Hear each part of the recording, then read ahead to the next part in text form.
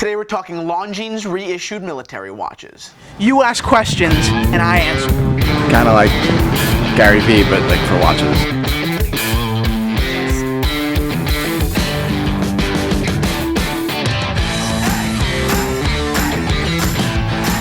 Boom, watch fan. Good. Yeah. What's up, watch geeks? Welcome to episode 4 of Ask TNH. Only 8,000 more episodes to go. Today we're going to do a reaction. So Tuesday we did some thoughts on some questions. Today I'm just going to kind of go with what happened in watch news and how I feel about it. So let's get into episode 4. Do I talk about it now or do you? What? Okay, so Longines introduced another addition to their Heritage Collection. Heritage Collection is basically one of their 4 or 5 lines that is just remaking their old iconic watches. You know, Longines now is a very kind of lukewarm brand in the mainstream market, but at a period of time, I mean, they were really top manufacturer. They were making really important watches, and watches that now sell for thousands and tens of thousands of dollars at auction. I mean, it's objective. Okay, so they released this new addition to the Heritage Collection, and it's the military COSD, and I have no idea what COSD stands for. I looked it up for a while, and I could not find it. I know it's the military COSD because there was a vintage watch, the military COSD, which was assigned or issued to British military in the 1940s. It's a World War II watch, which fundamentally is cool. That's it. You disagree with that? I mean, just leave. What else is there to say? Military watches are cool. World War II watches are even cooler than that. The original watch is highly sought after, and they basically just recreated that watch. They blew the case up to a 44 millimeter, diameter, and they basically remade it. They added a date function, which I probably wouldn't have done, but I don't really think that's a problem that they did that. I don't see its, purpose as far as fitting in line with the Heritage, but I understand that, why lose a customer because it doesn't have a date, right? They're going to say, oh, it's only time only, I guess in that market, that $1,700 market. We'll talk about the price later. Anyway, the watch is right here. Let's put it, do we have a picture? Okay, already a picture here.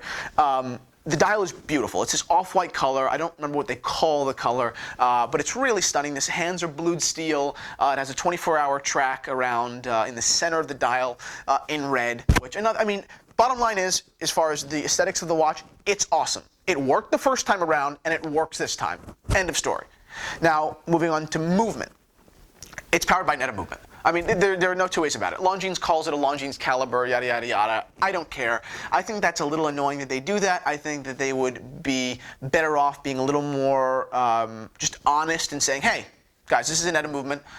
We redecorated a little bit. We did our little touch, but ultimately, it is a net movement. Because that, to me, if you explain that it is a net movement and the benefits of that, servicing, that's a huge buy point for a customer, an informed customer. With these edit movements, the parts to them are available everywhere. I mean, watchmakers anywhere could fix that. I mean, go up to Manfredi Jewels, ask for Harry. He will fix that watch for you in 10 years. There's no doubt. It's very easy. Can we put Harry's Instagram handle right here? What is it? Harry Watch Guy, Harry Watchmaker? Put it here. That's what it is. Follow him. He is the f***ing man. So it's a serviceable movement, which I think is very important, which vintage watches, they can be serviced and they will be serviced, but there definitely is a level of difficulty. Here in the Longines, there is not. So far with aesthetics and movement, we have a buy. End of story. Okay, moving on to the value prop it presents. Value prop. It is a value prop. End of story. There's really not a debate there. The price comes in at $1,700 for a 40 millimeter case in brushed steel, which is very cool, by the way. Brushed steel, do not underestimate the power of brushed steel. A 40 millimeter watch in brushed steel with an iconic name, very well disciplined respect to heritage in that name, a workhorse movement that's going to stay with you, and support you. Watches are very emotional. This workhorse will most literally support you throughout, the days and ultimately, I guess, the portion of your life. How could you argue that? I mean, people, the arguments that I've heard against it are, well, it's just a reissue. It's just another, version of the old watch that used to work. People basically say, Longines used to be a good company. They used to make great watches. They don't anymore, and now they're kind of just grasping at straws and recreating the watches that did work. And, I mean, you're wrong. You're saying a very good thing in a very negative tone. That's it. Longines, yes, there's a lot of extra in their collection that really shouldn't be there, and I do agree with that. But so what? This collection is fucking awesome. The Heritage Collection as a whole. They have Lindenberg watches. They have vintage-looking chronographs. They have cool watches. They have a super compressor that I see come up on the forums for like $1,500. I mean, a brilliant super compressor, beautifully designed, Longines tag for $1,500. How do you beat that? The Heritage Collection as a whole is a buy. Okay. So, and then to add insult to injury, I guess from my end going to this. So what? I mean, it's a reissue. What is the Reverso? What is the Nautilus? What is the Black Bay Black? What is the Submariner? What is the Date Just? I mean, what is the Royal Oak? It's all the same thing. It's all watches that were made, 20, 30, 40, 50, Reverso 1931, that many years ago. Who cares? It still works. The reason it's back is because it does work. I'm not saying don't change anything. I'm not saying, hey, sell the same watch they sold back then now.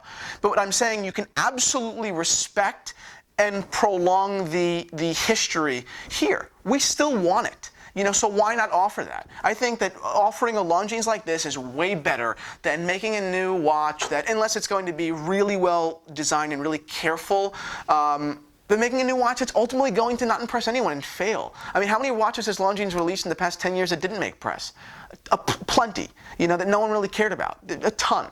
Okay, but this watch is absolutely, this whole collection is something to care about. So to all those people who think that Longines is just grasping at straws, f*** you.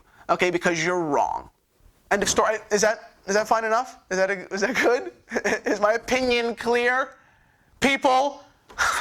Thank you for watching episode 4 of Ask TNH. I hope you enjoyed my market reaction. Good for you, Longines. I'm very proud of you.